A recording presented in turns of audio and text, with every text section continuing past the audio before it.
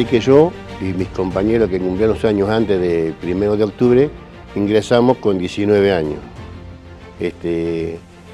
Así que esa es la edad que nosotros entramos al servicio militar. Yo me acuerdo que cuando me vine de San Martín a Santa Rosas, y ahí en el cuarto cuerpo nos esperaba el colectivo, y para ir nos llevaban directamente a Puerto Belgrano. Cuando llegamos a Puerto Belgrano era todo novedoso. Y bueno, y ahí empezamos la vida del servicio militar obligatorio, que era todo, como dice la canción, es fajina y diversión. La fajina que te hacían orden cerrado, te enseñaban lo básico de lo que es el arma de mano. O sea, nosotros de barco sabíamos poco y nada, porque no te podían dar una clase si no sabías dónde ibas a ir destinado. Así que bueno, eso todo hasta yo fui incorporado el 1 de octubre, y en diciembre de octubre, los primeros días de diciembre del año 81, perdón, se llama dar de pase, y nos fuimos de pase al crucero Belgrano. Así que Navidad la pasé y Año Nuevo la pasé en el crucero. Es algo que era lo más hermoso, estar arriba de un barco, un pampeano, que no tenemos mar, no tenemos nada, y estar sabiendo que a pocos metros de ahí salíamos y estábamos en pleno alta mar, era lo más lindo, ¿no? Nos dimos cuenta nosotros que íbamos a zarpar, porque ese barco iba a entrar a dique seco. Iba a entrar a dique seco para hacerle una reforma, y creo que era para algo de lo que era informática, le iban a hacer algo nuevo. Pero bueno, al ver que nos ordenaron desembarcar todas las municiones de la Segunda Guerra Mundial y empezar a embarcar municiones nuestras, lo que todos pensábamos que no íbamos a la guerra. Y a los pocos días se dijo que íbamos a zarpar un martes 13. Se postergó, no sé por qué problema hubo en máquina y eso, y zarpamos un 16, creo 16 o 19, me acuerdo, un viernes, bien no me acuerdo en este momento. Y ahí sí, ahí ya cuando zarpábamos, el jefe de artillería, porque yo era artillero, yo era disparador de los cañones de 6 pulgadas, de popa, que es la parte de atrás del barco, él juntó toda su tropa, todos los artilleros, y ahí fue cuando él nos comunicó que íbamos a la guerra, íbamos a matar o a morir, y que de nosotros, de los artilleros, dependía de que el crucero estuviera a flote, terminara a flote. Así que esa era la orden que teníamos. Yo era tirador de la torre de 6 pulgadas. Entonces esa era mi misión dentro del crucero Belgrano. La función cumplía que la parte de la torre tiene 3 cañones.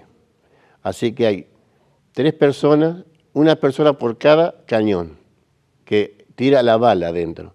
Atrás nuestro hay uno más por cada cañón, el que le pone la vaina. Y a los costados está el apuntador de dirección y el apuntador de dirección que recibe las órdenes del comando. Así que era toda una coordinación que lo que teníamos que hacer. Y yo tenía que esperar la bala que venía de abajo por un ascensor y cargarla al cañón. Cuando ya estaba el cañón cargado, estaba con la vaina y la bala, yo tenía que apretar un botón y se subía. Y tenía que esperar la orden para apretar un botón y tirar una palanca para atrás para tirar. Esa era mi misión. Nosotros íbamos a zarpar ese martes. Entonces un fin de semana, el sábado, anterior de la fecha que le dijeron que íbamos a zarpar, terminamos de cargar provisiones, eran las 8 y pico de la noche, teníamos un permiso para ir hasta Bahía Blanca. Yo en Bahía tenía mi familia, pero no me alcanzó con eso, entonces yo me vine a San Martín a dedo. Llegué de noche, madrugada, a San Martín, y como todo adolescente, joven, me fui a la confitería, al boliche bailable. Y yo tenía un hermano menor que yo, que estábamos siempre juntos, y entonces el domingo cuando me tomo el colectivo para volverme a Bahía Blanca, le digo, si yo no vuelvo, digo, tenés que decirle a mamá que me fui, porque yo me voy a la guerra.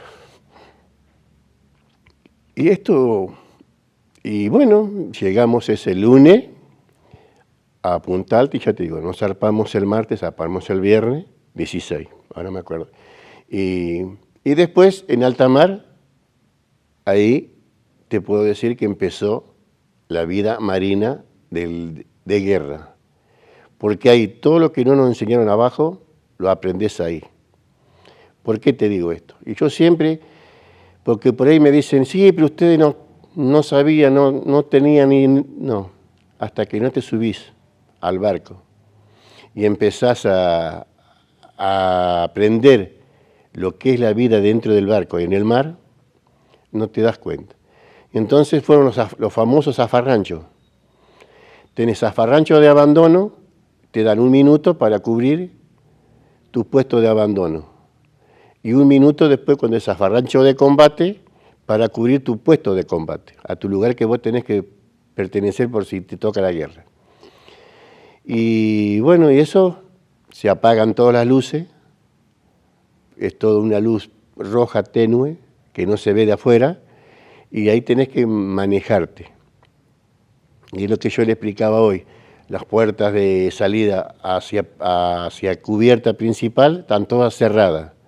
Solamente hay un lugarcito, un redondel, que se llama escotilla, que eso está abierto, y cuando se pasó el momento, del minuto que tenés que cubrir, se encargan ellos de cerrarlo herméticamente de vuelta.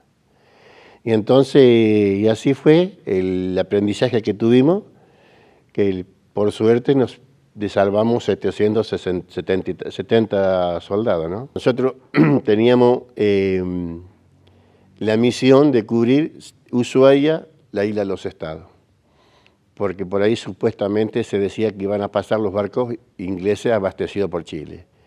Y lo mejor, lo más lindo que nosotros, día de soleado, pocas las veces que salía el sol, cuando íbamos llegando a las islas de los Estados, se veían todas las islas nevadas, nos sacábamos fotos. Ese era un día normal, de navegación normal. Y después, bueno, sabíamos bajar al subsuelo, a las cubiertas bajas donde estaba la cantina. Nos juntábamos todos los pampeanos ahí y siempre alguna jodita, algún chiste para pasarla. Así que todo era lindo hasta el momento que nos tocó el hundimiento, ¿no? La guardia mía era de 16 a 20 y de 4 de mañana a 8.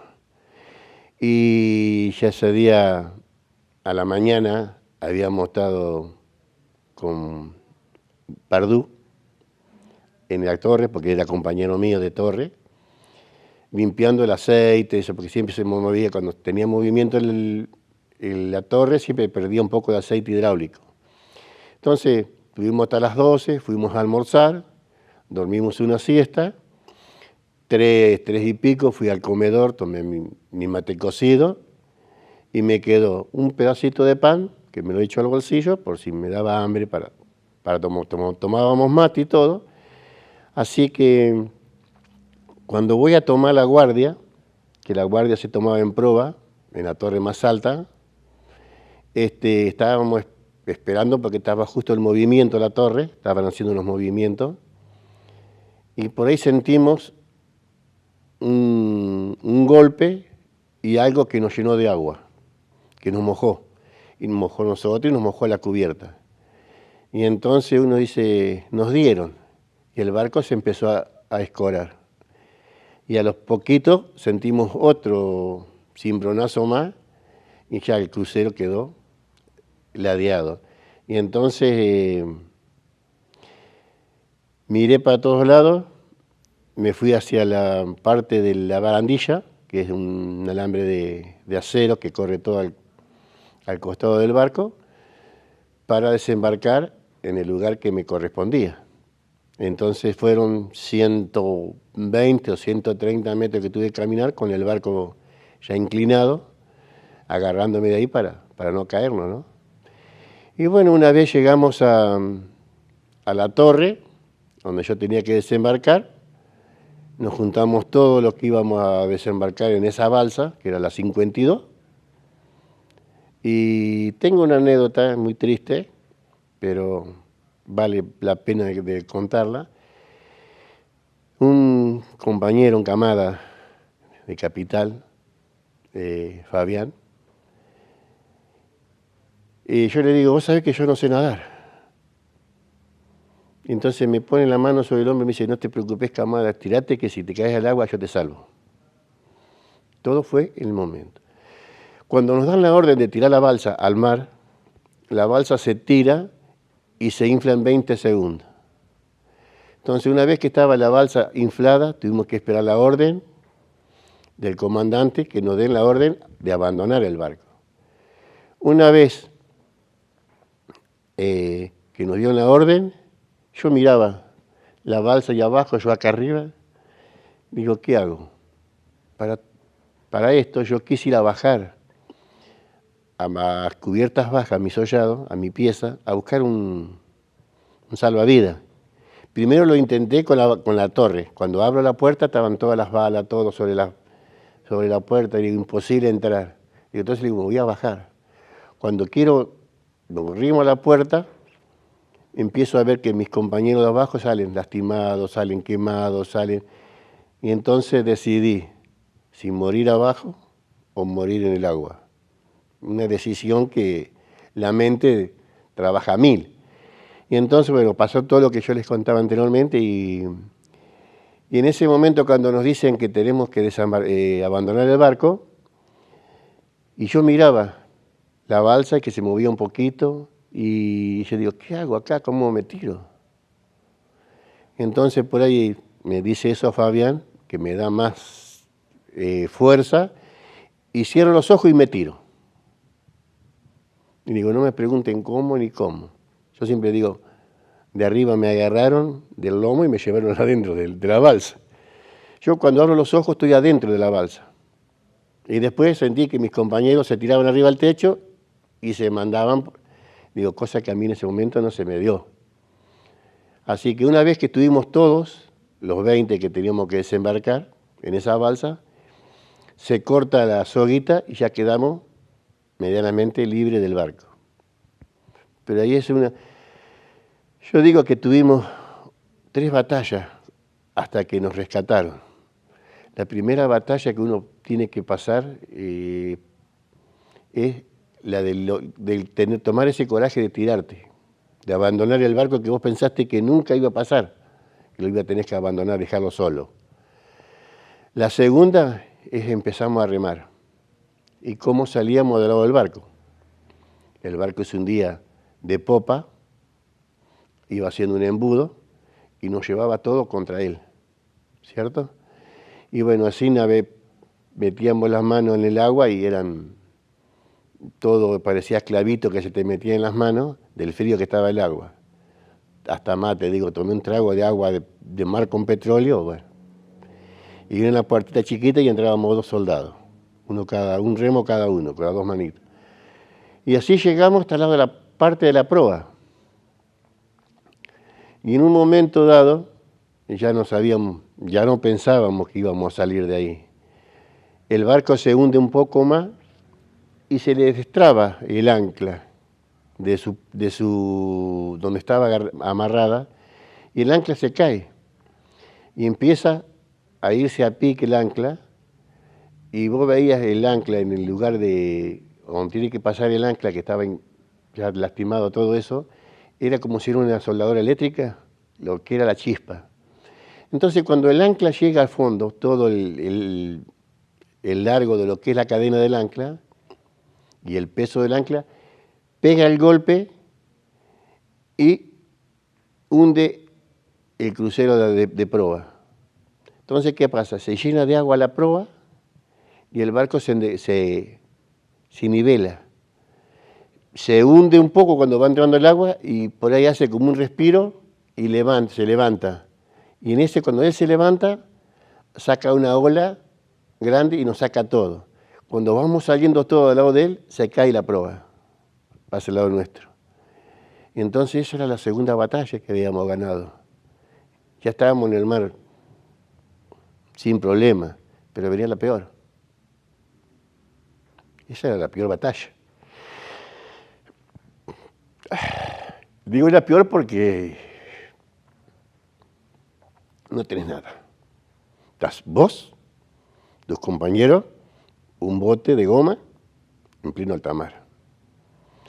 La ola de 10, 12 metros, hora a hora, ibas sintiendo que te ibas quedando sin pierna, sin calor en tu cuerpo, no tenías, me mordía las manos, me orinaba encima para sentir un poco de calor, nos abrazábamos uno al otro, nos poníamos un rato cada uno en la oreja para calentarnos, nos hacíamos masaje, y así todo no pensábamos, porque pensábamos que a las 5 de la tarde, a las 6 ya era de noche. Y lo único que se escuchaba era el ruido del mar, que hasta el día de hoy te flota en la cabeza. Pero, y así pasamos toda la noche, rezábamos mucho, pero bueno, si hay algo que siempre me tenía con ganas, esperanza de vivir, que yo veía a mi madre que estaba enferma, ese día que yo me escapé, yo veía que mi mamá estaba en cama, y yo pensaba cómo estaría ella. Yo pensaba en la salud de ella, no pensaba en mí. Pues si yo pensaba en mí, capaz que me volvía más loco. Entonces trataba de pensar en ella, que ella me diera esa fuerza para... Y así sobrevivimos hasta el otro día, a las 10 de la mañana más o menos, cuando sale el sol. Se me da por abrir la cortinita de la balsa y veo algo naranjado que vaya arriba. Y bajaba, y subía y bajaba. Y ahí más o menos me di cuenta de la dimensión de lo que era la ola. Y así pasaron, y eran tipo 6, 7 de la tarde, cuando por ahí veo una luz. Ya nos vienen a buscar, estamos bien, nos queda poquito tiempo acá arriba. Pero claro, yo lo vi cuando la ola subió el barco. Cuando la ola lo baja al barco, no la vimos más. Entonces yo pensaba que estaba alucinando, que era la gran esperanza mía que tenía que llegar al barco. Estaba viendo visiones, estaba viendo cosas que no existían. Y pasaron, ponele, 1 o 2 horas más y digo, no, ya está. Y la balsa se nos venía desinflando, es como que ya estábamos medio como entregados, que ya no iban a rescatar ese día. Y al rato vimos el palo, vimos la luz, que el barco venía de frente. Entonces ahí ahí ya estamos, ahí sí. Y bueno, se arrimó el barco y se tiran 2 buzos, nos tiran una soga, que se llama cabos, para nosotros, y atamos las balsas al barco. La pasaron por dentro de las puertas y se la alcanzaron de vuelta arriba y la ataron al barco. Entonces nos alcanzaron un cuchillo y rompimos todo el techo de la balsa y la tiramos para los costados, que quedó tipo lancha. Y lo primero que hicimos fue subir a un cabo principal que estaba herido. Tenía una herida muy mala. Con él le pusimos la morfina, le pusimos las bandas, esas vendas, gasas para la quemadura, y fue el primero que subió al barco. Y después tenían que coordinar. Los rescatistas, que en eso estaba Rolando, tenían que coordinar. Cuando el barco bajaba, la balsa subía, de ahí manotear de donde pudieran y llevar a la rastra. Nos habían tirado la escalera de gato, pero no tenían fuerza para subir. No teníamos fuerza en los brazos, las piernas dormidas. Así que cuando me llega el turno a mí, que me rescatan, yo lo único que dije es, lo logramos. Hasta ahí lo habíamos logrado. Así que bueno, tuvimos como hasta las 5 o las 6 de la mañana, siguiendo rescatando gente, y el miércoles a la mañana desembarcamos en Ushuaia yo desembarqué un gabán, viene a ser un saco largo, como Dios me trajo al mundo, y descalzo. El barco que nos rescata es el Gurruchaga. Era un barco chico, nosotros hacíamos pocos días le habíamos abastecido con pan, y bueno, un barco chico, nosotros veníamos de un hundimiento y se quejaba por tanta cantidad de personas que había arriba, ¿cierto? Y después con el correr de los días, me anotició que Fabián no había salido.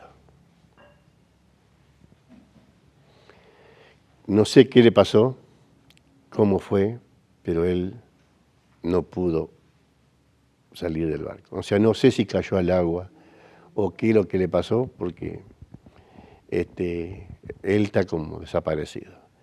Así que tuvimos esas horas de que nos rescata el Gurruchaga hasta que llegábamos a Ushuaia, era todo pensamientos malos, porque a lo que se crujía, se quejaba tanto, digo, nunca falta que nos tiren también a nosotros acá y como es. Y bueno, hasta que no llegamos a Ushuaia no nos quedábamos tranquilos, ¿no? Llegamos y nos mandan a un lugar del ejército donde nos dan ropa, nos vistieron con la ropa verde de militar, lo único que ellos tenían, nos dieron un atado de cigarrillo, chocolate y un sándwich. Y ahí tuvimos que esperar hasta que llegara el avión para traernos a Punta Alta. Así que una vez que llegamos a Punta Alta, o sea, que llegó el avión y llegamos a Punta Alta como a las 9:30 de la noche, 10, y llegamos a Espora. De Espora nos agarró un colectivo y nos llevó hasta Punta Alta. Cuando vamos saliendo del colectivo, por ahí veo que 2 guardias atajan a una persona. Y un suboficial, un oficial, dice, déjelo. Era mi hermano, al que yo le había dicho que si yo no venía, le contara a mamá, a la vieja, que lo que me había pasado, él con mis hermanas me fue a esperar.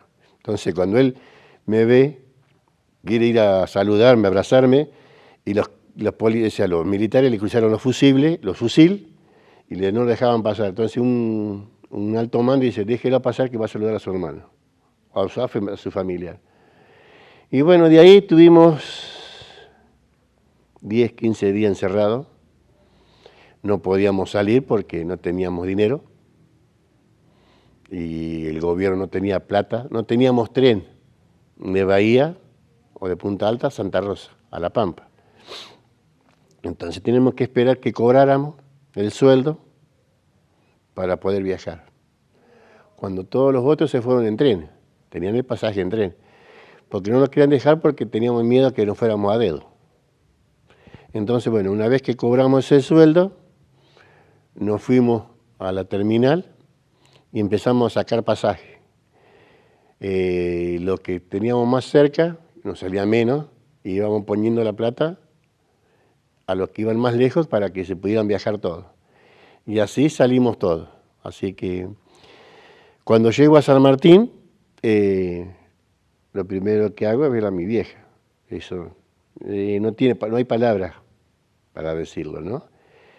Y bueno, estuvimos charlando con mi vieja un rato, y cuando yo me fui de San Martín a incorporarme, yo trabajaba en una fábrica, y conmigo tenía un compañero de trabajo que era sordo-mudo, y yo calculé que él estaba de guardia, estaba trabajando.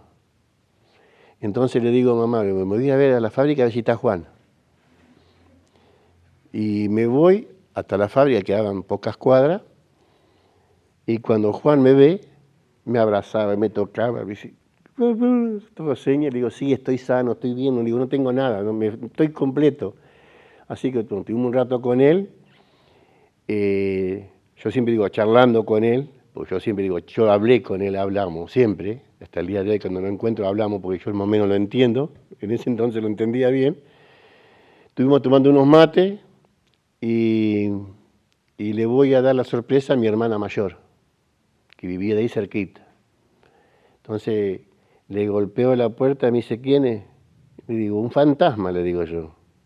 ¿Quién? Me dice, no, soy yo, tu hermano, Luis. ¿Qué? Se levantó la gorda.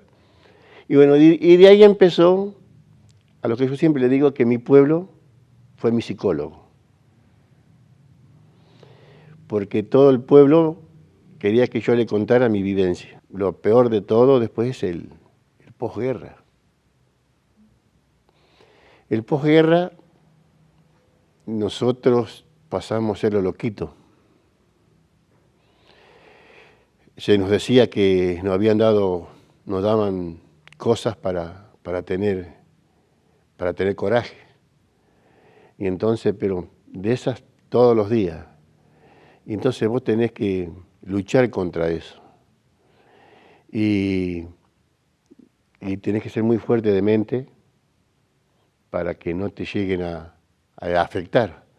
Entonces, a todo eso lo que nos decían, yo lo contradecía contando mi historia. Que yo pasé a ser un adolescente a pasar a ser hombre.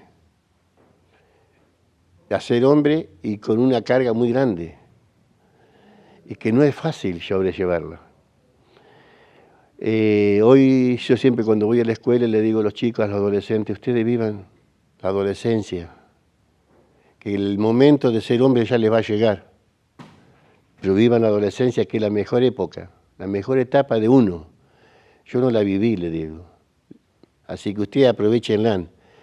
Y después, qué sé yo, mirá, el convivir por ahí es medio difícil, porque yo siempre digo, para mí Malvinas son los 365 días del año. Yo discuto con una persona o con mi esposo, por ahí tenemos discusiones, lo más normal de un matrimonio. Y por ahí, ¿por qué no me habré quedado? Y eso es permanente. Y ella tiene que tener que encontrar la mujer que realmente se adapte a vos. Y lo que yo le digo hoy por hoy a la juventud y al pueblo argentino, que no más una guerra. Una guerra es lo peor que puede pasar. Es lo más miserable que hay en la vida. Porque tenés que matar o morir por una cosa injusta, y que si siempre hay diálogo, que vayan por las vías diplomáticas. Yo no soy el héroe, yo soy un sobreviviente de una guerra. Héroes son ellos, que no volvieron.